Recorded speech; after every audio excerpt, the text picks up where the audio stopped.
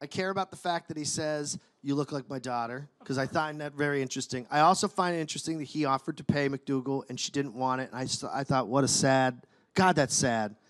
It's sad.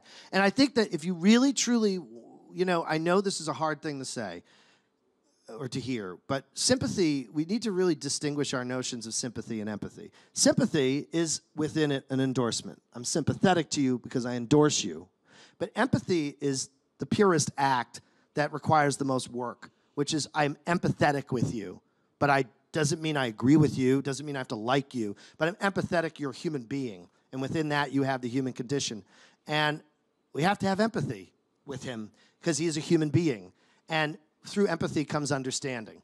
And if you can understand someone, you can understand how to take them apart, right? So if I don't see him as a human, then I'm not, what am I doing? So to me, that's the most human, sad, that reveals so much about who he is and what his issues are with his mom and with women, which are clearly rooted deeply in being the second son to a more charismatic older brother who unfortunately had an alcohol problem and passed away, and he took on a brutal father and I think probably a wackadoo mom, and that was the home he grew up in.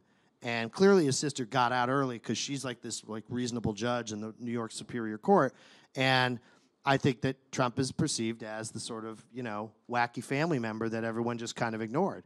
And the Stormy Daniels thing that I find so interesting is him sitting at the edge of the bed like a kid, just waiting, you know? I mean, that's the thing is, if there's anything you could say about Donald Trump from those interviews, is he is a John. He is a true John. And for people who don't get that reference, you know, a John is, you know, a person who seeks out a sex worker. He is a John through and through. His behavior, everything he did, how he shows up. This is a guy who doesn't understand even what intimacy is. And that's sad. Unless it's intimacy with himself. Yes, but I'm sure that that discomfort is filled with food and TV and a bunch of other things. And I'm not saying here you gotta like, I'm not going like, oh, I feel bad for him. I'm saying he's a human in pain. All humans in pain deserve that recognition because in that pain is the source and well of their hatred, the source of their bigotry.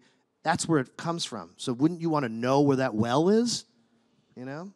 That's my point.